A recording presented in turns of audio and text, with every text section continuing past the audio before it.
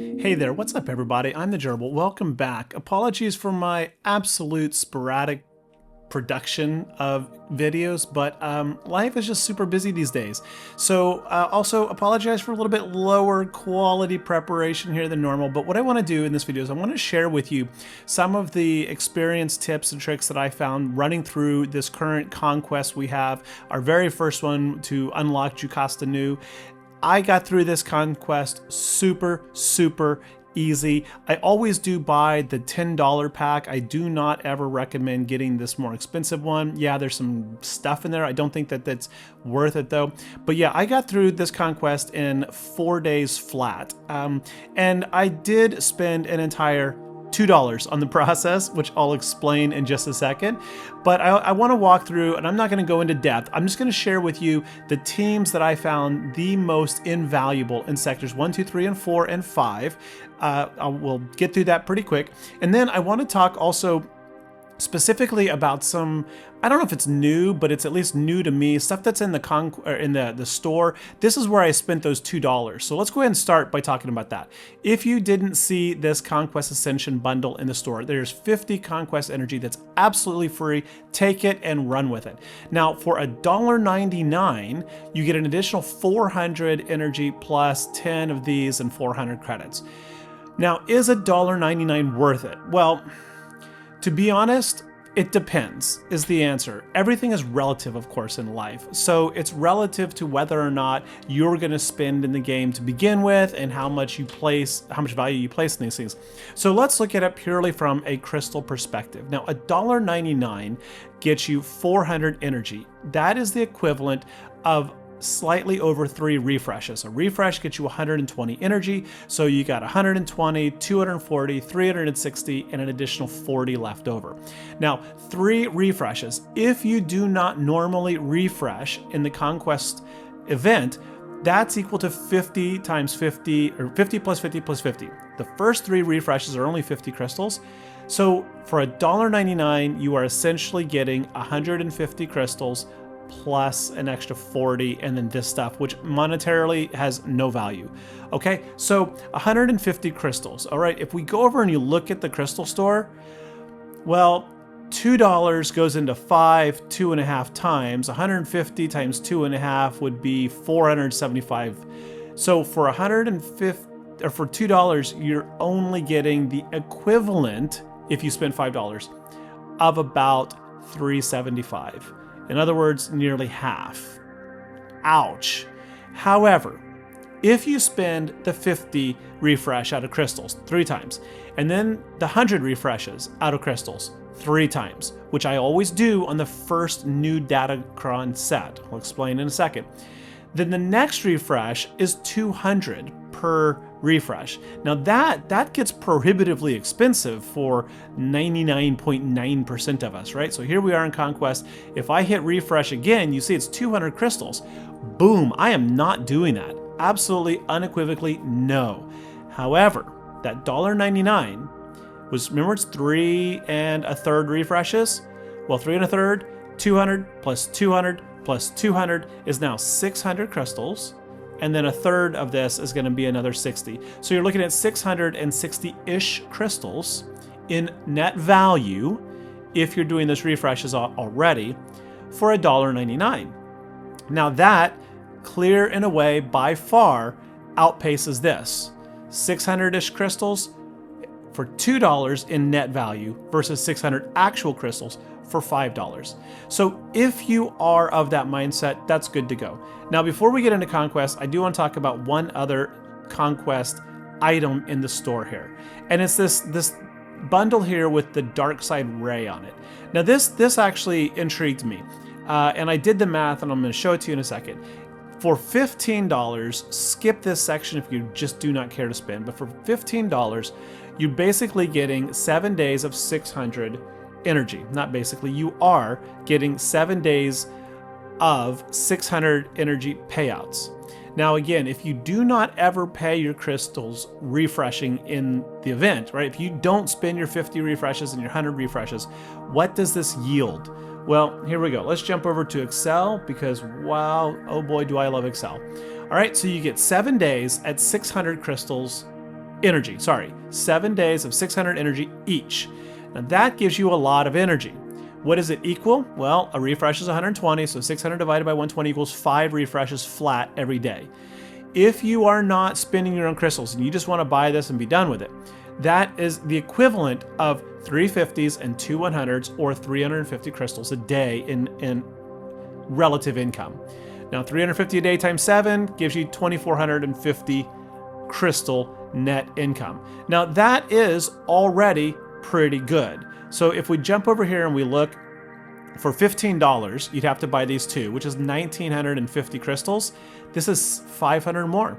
So for that same price, you are getting a net gain already in liquid assets in the game of 500 extra crystals converted directly into Conquest energy. However, if you're like me and you do those 50s out of your own crystal supply, then you do 2 of the 100s at least out of your own crystal supply. Maybe you do all 3 like I do. Then this energy is on top of what you're already refreshing, which means, depending on your math, right? I'm gonna assume you just do your 50s. Here you would get 300s and 2 200s net value of energy refreshes. Now that gives you an equivalent of 500 crystal daily cost, right? 300s, 2 200s. In other words, you're getting 3,500 daily value energy equivalency here in crystals spent. I don't know how to phrase that. And anyway, so 3,500 for $15. Well, for $20, which is more, you're getting less. So if you do your 50s refreshes, then you buy this, instead of buying a crystal bundle pack in any configuration, you are way, way better off. So folks, if you're looking at spending crystals, if you're looking at buying crystals, don't buy a crystal bundle. Instead, buy the calendar, do your daily 50s, maybe do your daily 100s. The more dailies you do out of your own crystal supply, the more net value this gets. Nice tip about it, if you're gonna buy it, consider the web store. You get like 1,500 of that Kessel Run crap, which gets you more rewards later. Just trying to help you maximize. Anyway, you probably don't want to spend a penny, so Gerbil, shut up about this stuff and move on, right? Let's do that. Okay, so like I said, I blew right through this Conquest pretty quick. Now, I have a fairly optimized roster for this. I've had Inquisitors since day one. They were my first characters in the game that I've ever whaled on. Sadly, they're not the last.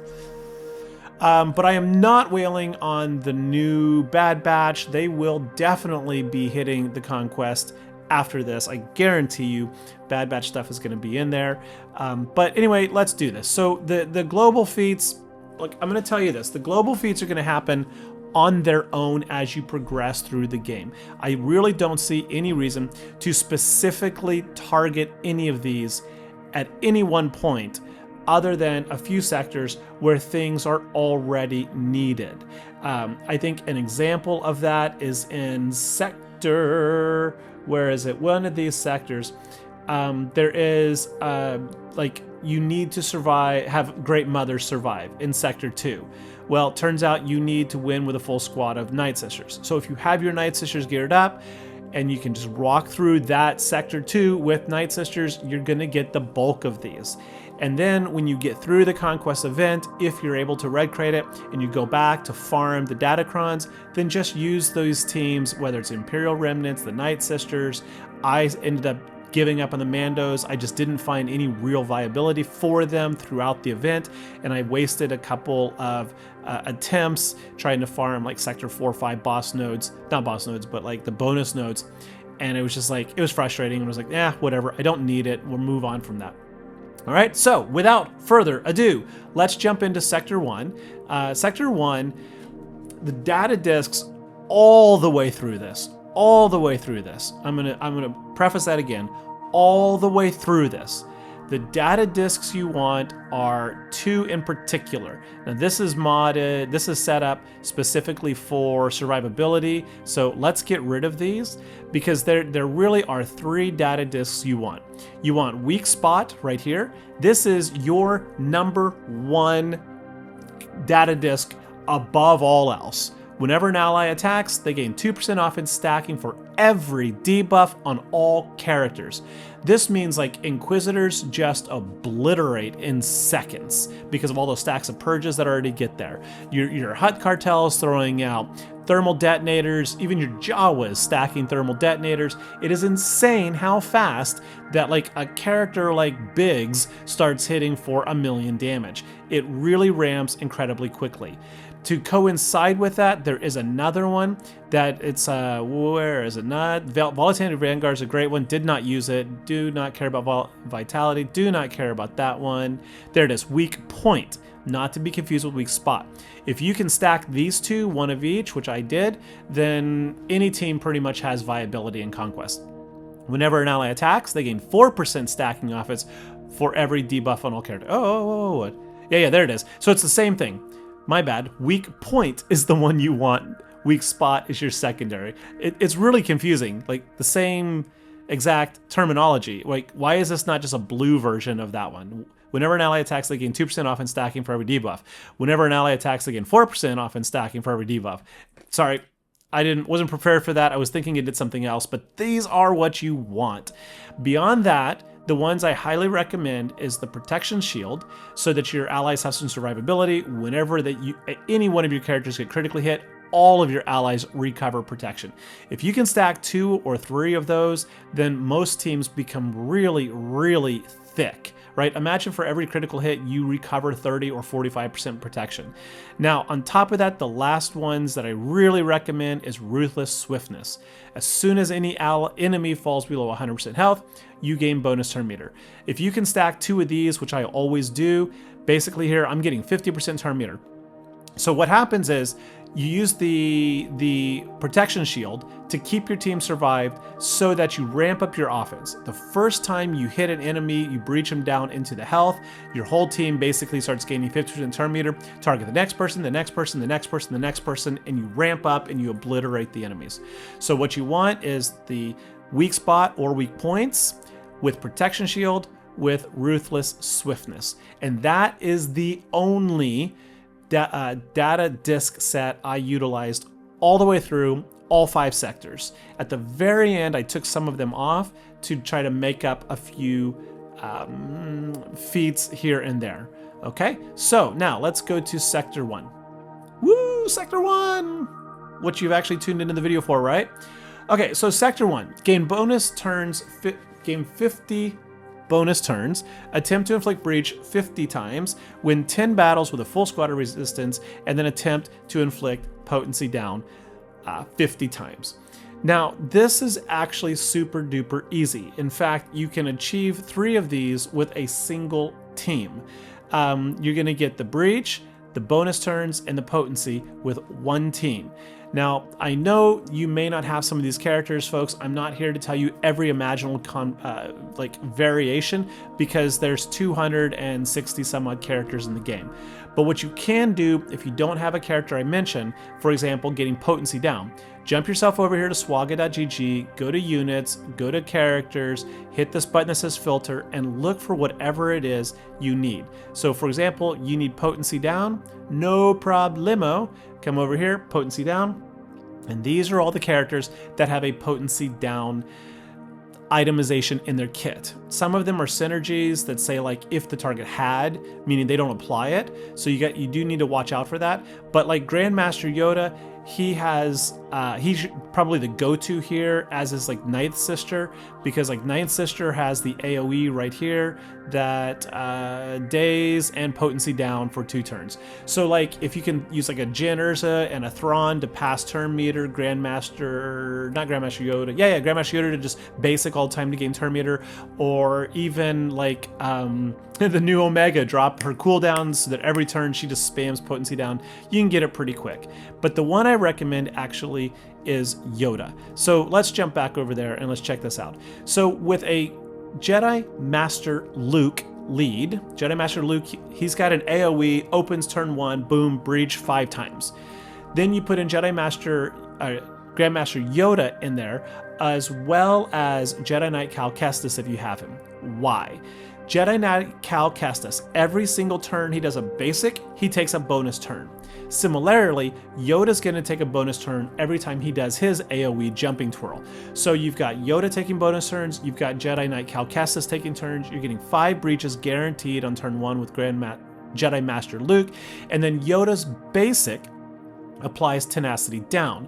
So you kill the enemies with Jedi Master Luke's inherited teaching, and if you don't know what that one means, you're missing out on the best conquest ability in the game. Luke! Right here. We scroll on down. It's the granted ability, this one right here. Basically what it does is it calls target other light side to assist. So you call Grandmaster Yoda to assist. His basic gives him, I think, 40% turn meter, which means he's going to take a lot of extra turns. He's going to apply the potency down. As he takes those not bonus, but extra turns from the turn meter gain, then you do the jump to get the bonus turn.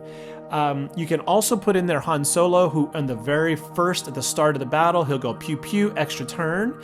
And then when he does his shoulder shrug, I'm pretty sure that's an extra turn, but that one may not be. Let's just go ahead and verify, make sure. There is a distinctive difference between extra turn and gaining turn meter. No, he does not. Is it this one? It's this one. Deal physical damage, stun them for, then he gains turn meter. Nope, that's not even a bonus turn. Scratch that. Wrong answer, Gerbil. Not. That's gaining turn meter. That is not the same as a bonus turn. Wat Tambor will take a bonus turn, I think, for some reason. Maybe he doesn't. Yeah, it's when the battle starts, but you'll only get one. So, Jedi Master Luke to start the battle, to get the breaches. Jedi Knight Cal Kestis for the extra turns. Always just spam his basic extra turn. Spam the basic extra turn.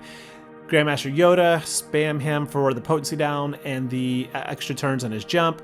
And so you're getting 3 of these in one team. Resistance, it's pretty obvious. You know, go with a Finn lead Zori if you got it, or go with a Rey lead if you can. Do remember, Ben Solo is not resistance. Take him out, okay? Coolio. Let's move on to Sector 2, my friends.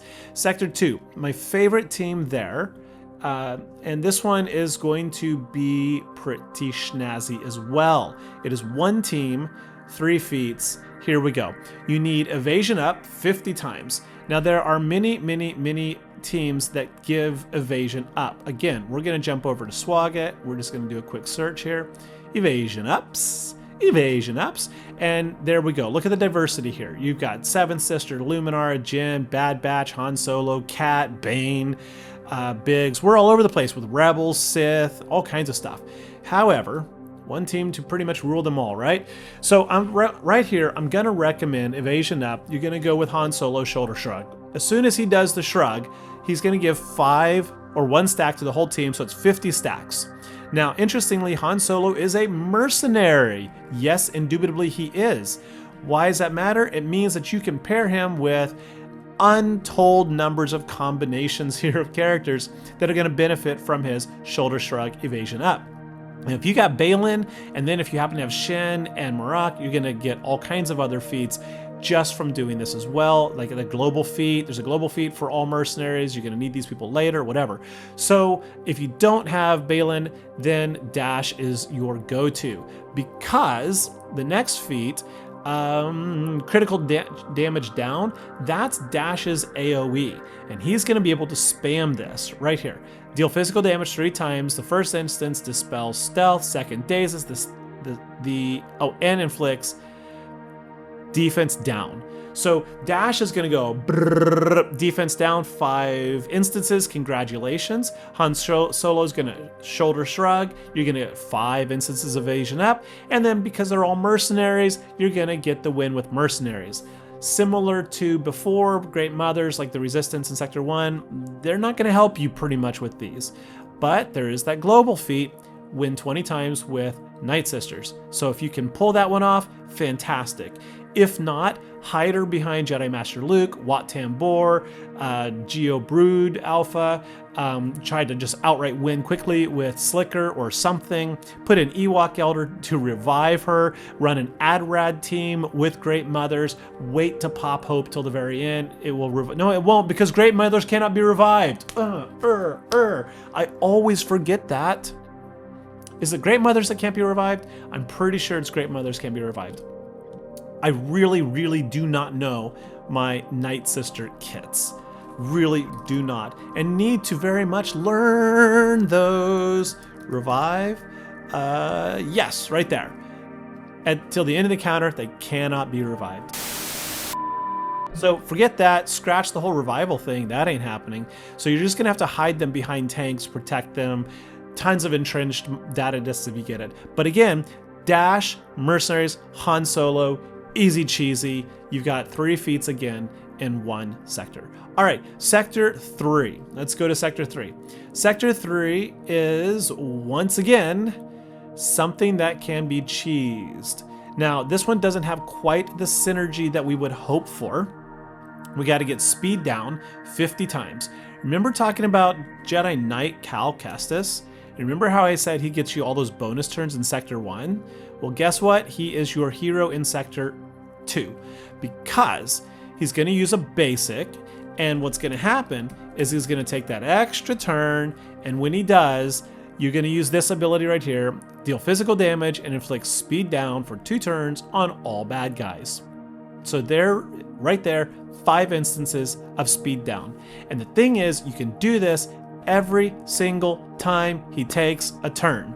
So every turn, 5 instances. Once again, go with Thrawn, pass turn meter, Revan, pass turn meter to him, Jyn Erso, pass turn meter to him. You can just be like, hey Cal, go, hey Cal, go, hey Cal, go. Thank you for 15, 20, 30, 40. You can knock out all 50 of those feats in 1 battle. However, if you just want to be epic, you take, once again, Jedi Master Luke lead with Jedi Knight Cal Kestis, or you'd throw in General Leia Organa, GL Leia. Why? Because Rex with her is awesome. Trust me on that. He just is. So she just is. Rex is too. He's a he. I think he's a he. Who knows? Don't care. So yeah, you go with Leia with Rex with Jedi Knight Cal, or Jedi Master Luke with Rex with Cal. You're gonna spam debuffs. You're gonna get speed downs. You're gonna rack, especially if you've got that weak point. Remember the debuffs? Well, you spam the 5 instances of breach off the start. They're slow down. You get the speed down on them. That's already 10 debuffs across the enemy team. So each time a character attacks, they're getting 10 times 2 or 4% offense stacking. So either 20 or 40% offense every single turn. It's like magic. What about Stap, you say? Well, with the weak point, weak spot, Stap doesn't need to do anything. If you do get to spam the AoE, you get to place that provoked debuff on him, triggering the weak spot, triggering the weak point, and it's just more AOD debuff bliss. So you just start killing everybody before they really do anything. So, and again, because Jedi Master Luke and GL Leia are both tanks, they're going to protect these 3 characters. They're going to protect Cal, they're going to protect Rex, they're going to protect Stap. So you've got your big tank in there, maybe put Wat on there for the extra bonus survivability on your Leia or on your Luke. You spam those debuffs, you get the weak points, and you obliterate. And again, 3 sectors in a row, 3 feats per team, walk across it. Easy cheesy. Easy cheesy, folks. Now, if you don't have these teams again, sorry, there's too many combinations. I'm just telling you what worked for me. We adapt. As far as I know, Iden is the only character in the game that gives you that, and it's right here. This is where you want to put on like all your survivability data discs, put on some of the whatever you call those extra thingy-mabobs over here that give you the extra protection, whatever. You go to a node that's not particularly vicious, and you just run the clock. And you just hit this every single time you can, because each time she does it, she applies this We Adapt or Die to the entire team, and then you get 5 instances. You can hit all 50 of those in one battle. I swear you can. You have the ability, folks. And if you can't, probably means you're sitting on like a gear 6 or 7 Iden, and I would say gear her up. Her fighter is way too good. All right, Sector 4, folks. We're almost done with this. Sector 4. Sector 4 is where Inquisitors become truly, truly awesome. And the thing is, not the way you would expect. So let's jump over here and let's hit Inquisitors. There's a trick here where you're going to be able to, I gotta talk and read at the same time. I don't do that too well. So in Sector 4, we've got this one here called, where is it? Off target. Inflict accuracy down 50 times. Now there are many characters that inflict accuracy down, but by far the easiest way to do it is with Seven Sister in the leader position. No joke, because in the leader position, what happens, this is on her unique, not in her leadership, what happens, let's get rid of this, not podcast, let's get rid of that advertisement. There we go, thank you. Sorry, it was just really bugging me. In the leadership position, what happens is that while assisting, she afflicts debuffs based on the number of stacks. So if the enemy has 3 stacks of Purge, she assists, inflicting accuracy down. And as you know, if you can run Grand Inquisitor, especially if you tack on Reva, if you have her, or Fifth Brother, you're going to stack up Purge really, really fast. Now, the weak point, weak spot is going to kill the bad guys real quick, so maybe don't run those here. All you got to do is take turns, because Seventh Sister attacks whenever an Inquisitor uses an ability during their turn. So every single turn she assists. Every single turn she's inflicting accuracy down. It's great. And then to top it off, as if that wasn't enough, Eighth Brother's AoE right here also inflicts accuracy down on all enemies. So between Seventh Sister in the leadership position, she has to be in the leadership position or else this doesn't trigger. Yeah, right there, if she's in the leadership spot. So she has to be in the leadership spot. So put her in the leadership spot. I knew she had to be. Okay, moving right alongsies. Okay, so that's gonna be Inquisitors, Eighth Brother under Seventh Sister lead to get the accuracy down. Now, to get the accuracy up, wow, there are many, many, many ways to do that. Unfortunately, this sector is not one that I have found super, super, super overlap like the other ones. Accuracy up, we can still get it from Eighth Brother. I'll show you where. It is going to be, that's the accuracy down. Here we go. Empire allies have accuracy. We want accuracy up. There it is. Whenever Eighth Brother uses ability during his turn, if he had stealth, he loses stealth and gains accuracy up. That's only going to happen on his turn, right? So it's a one and done. So the Inquisitors are not your make or break for that. Fortunately, there are really, really awesome places, and we're going to jump over to Ufu. So if I recall, there was a global feat to have unaligned force users. Maybe it wasn't. I don't remember. I need to go back and look. But check this out. On her basic, all unaligned force users gain tenacity up and accuracy up. Ah! So every time she uses a basic, you gain 5 stacks of accuracy up. Now you could pair Eighth Brother with Seer Junda and go for an unaligned force user squad that's going to give you both the AoE accuracy up, or no, down from Eighth Brother, the accuracy up basic from Seer Junda, and you get both of those. Now, unfortunately, these remnants, there is that global feat, win with a remnant squad. So if you can do a remnant squad with these, you're going to double dip. If you cannot, guess what my go-to is again? Hide them behind Leia Organa with R2 Drogo and just win, or hide them behind Jedi Master Luke with Jedi and maybe Watt if you need it, and again, just win. If again you got those weak point, weak spots, and then the protection recovery or the entrenched, you will be able to dominate. You should be able to. All right. Defeat 50 enemies with droids. Well, you know who's a droid? Chupio's a droid. So put Chupio with GL Leia and R2, and oh my gosh, this is just a really amazing This is an amazing one. Watch this. I'm just going to come in here and show you how really, really cool this is. There are several ways to build a all-droid squad other than, well, and be able to hide them entirely behind Leia, right? So if we go to like droids, here's a droid, here's a droid. The synergy between these three is fantastic, especially R2. I mean, the kit's made for it. Put in K2, and then whatever other, there's another rebel. Oh, Chopper's a rebel. So if you can build this squad right here, just don't kill anyone with Leia, which is pretty easy. What'll happen is K2 is going to gain retribution. The enemies attack her, K2, him, or it. K2 counterattacks, calling Chupio to assist. And every other single turn, Chupio's going to assist no matter what. And through that process of the computer trying to, like, you know, grind away, getting through GL Leia, who's not likely to die if you get the proper data disks, your droids are just going to ramp up with that weak point, weak spot, and eventually, or stacking fervor is also really good.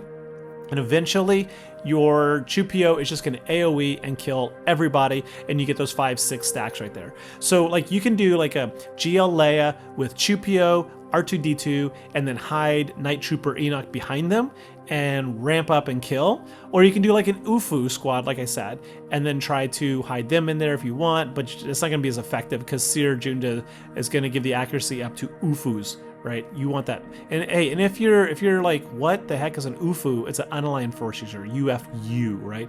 Unfortunately, none of these people are droids, so that one is rather hard. All right, are you ready to move on to our last sector, Sector 5? Let's knock this one out real quick. Sector 5 was, again, not hard, because we're gonna once again bring back some fan favorites, and by fan I mean me. That's going to be, here we go. We're going to dominate 3 of these again with 1 squad. This is golden. Marak and Shin survive in your squad. They do not have to survive. They do not have to survive. So you can actually get all 4 of these feats with 1 squad, but it's tricksy. It's tricksy. I don't recommend it. What I would recommend you doing is Jedi Master Luke, and I can actually pull this one over here because I actually got it put together for you. Hey, go back, right here. Here it is. So you go with the Jedi Master Luke lead with 2 Phoenix Jedi who benefit from inherited teaching. So you're going to get all your kills right here, or you're going to put in Jedi Knight Jocasta and use inherited teaching to get your kills that way. So Luke is going to call these 3 to kill everyone. Now you're going to throw in old Ben because Ben applies the 50 stacks of evasion down on his basic. So what's cool is that Jedi Knight Jocasta can call an assist. Ezra can call an assist. Luke calls an assist. And I think even Kanan calls an assist. Kanan. So I think it's on his first special. Kanan right here. No physical damage, taunt. No. Dispel all buffs on ally. Kanan grabs him when each... Okay, maybe he doesn't. I thought he did. I thought he called an assist, but no, my bad. Nonetheless, you're going to get an assist out of Ezra, an assist out of Cal, assist out of Luke. So that's 3 different people who are calling old Ben to assist.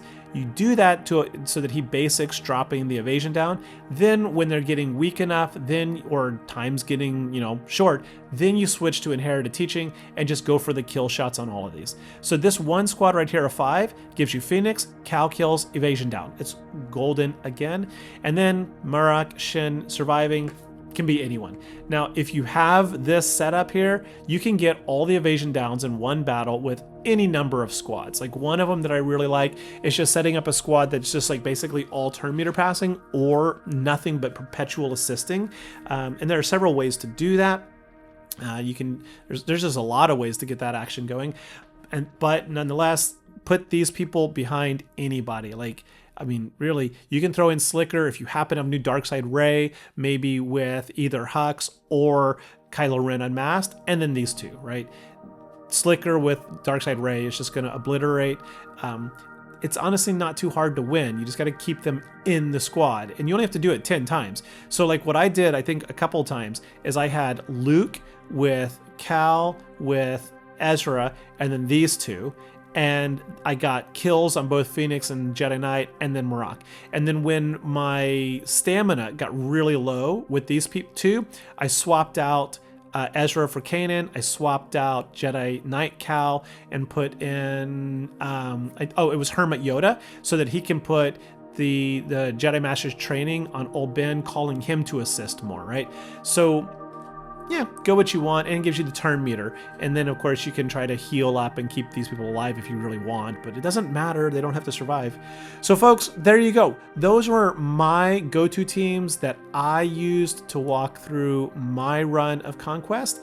I hope it was in some way helpful, whether it was the kit reviews, not the kit reviews, the bundle reviews at the beginning, or the feats that I managed with whatever teams, or even just some tips and seeing some real practical use over here of SWGOH.gg. Like, seriously, you guys got to start using this if you're not familiar with it. If you got anything out of this, you know what to do. Please, please, please hit that like, hit that subscribe, share this video with all your friends, ask your grandparents to watch it. They're going to love it. They're going to think it's entertaining, I promise. Yeah, just run this loop-de-loop in your browser in the background. I appreciate it. And I'll catch you later. All right, I jest, but thanks for watching. Bye-bye.